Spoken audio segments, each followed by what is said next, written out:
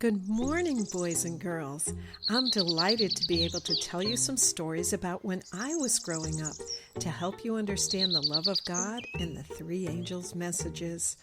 This first story takes place when I was in the 4th grade, and my little sister Holly was in kindergarten.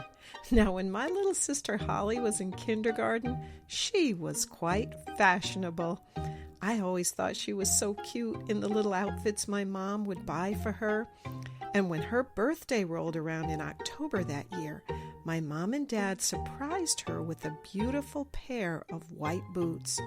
Now, these were not rubber boots that you splash around in puddles with. Oh, no. These were beautiful white leather boots with a little zipper up the side and a shiny black heel. Well, my little sister was so excited that she could not wait to start wearing those beautiful boots. The next day, she was the talk of the kindergarten class when she walked in the door wearing her little plaid jumper and, you guessed it, her beautiful white boots. Well, she loved those boots so much that it seemed she never wanted to take them off.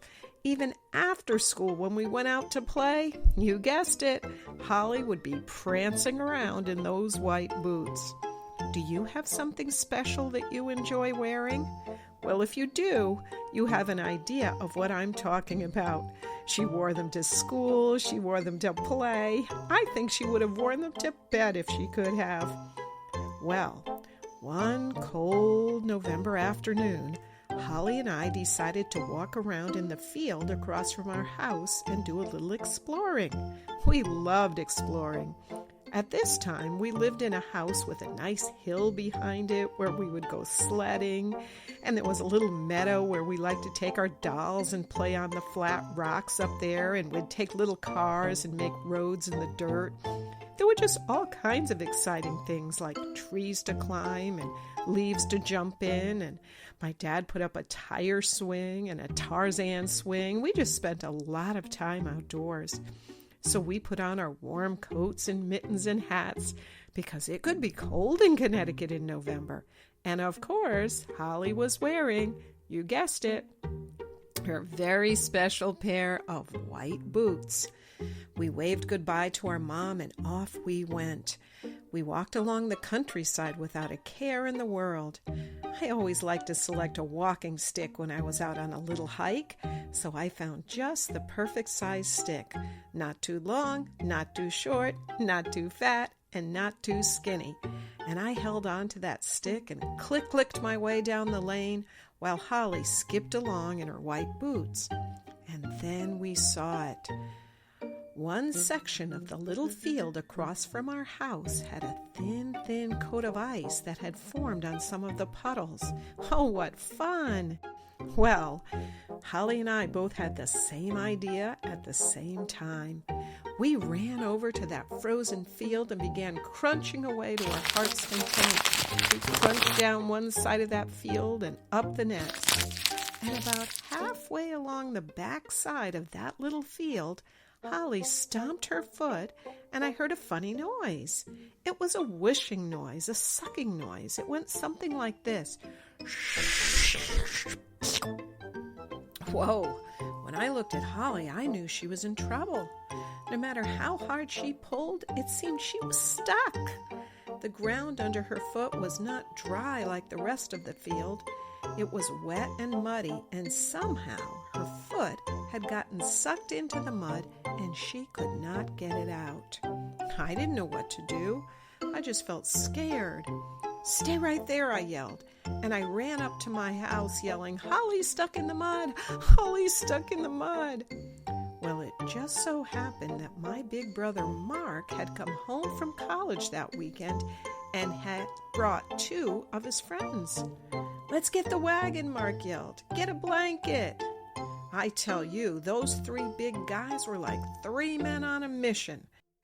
Mark pulled the wagon and the 3 of them ran behind me, arriving at that field within minutes of the time I had left poor Holly stranded and stuck in that cold, muddy spot. It didn't take them long to solve the problem. Mark reached out with his long arms and grabbed Holly and pulled for all he was worth. And then I heard it. The same sound I'd heard before. That same whooshing, sucking sound. Kind of like... The college boys cheered. They put her in that wagon and treated her like a little princess. One of them wrapped the blanket around her. The other one tucked in the sides. And Mark pulled her all the way home. And what do you think I was talking about the whole next day at school? My big brother and his friends and how they saved the day and rescued my sister. I told them every detail, all about the boots and the mud and the whooshing, sucking sound. But the best part of the story, the part I liked telling the most, was when those 3 big college boys came running to the rescue, pulling that wagon and calling out, "We're coming, we're coming, help is on the way." You know, whenever something special or important happens, you want to tell people about it, don't you? You just can't help it. And that's what our first angel's message is all about. He made the earth and outer space. Now go and tell in every place.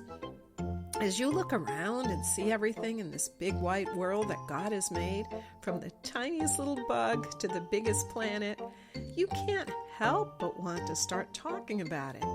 First, you just want to thank God, and next, you just want to start telling everybody about your amazing Creator, don't you? And you know, there's more about this story that reminds me of the 3 angels' messages. Don't you wish there had been a warning sign by that ice? That would have made things a lot better for us. That reminds me of the 2nd angel's message. God loves us so much, He lets us know when we need to be careful and listen to Him and get out of a bad situation. And there's one more thing about the white boots that reminds me of the 3 angels' messages. My little sister had to be pretty patient while she waited for me to run and get help. The poor little thing was stuck with her foot deep down in the mud in that field. That couldn't have been too much fun. But she didn't panic. She waited patiently out there in the cold, trusting that she would be rescued. And that reminds me of the 3rd angel's message. Be patient. Trust Jesus in light and in dark. He'll always protect you, like Noah in the ark. And just like those big college boys coming to the rescue, the best part of the 3 angels story comes at the very end. I can't wait to hear Jesus saying, I'm coming, help is on the way."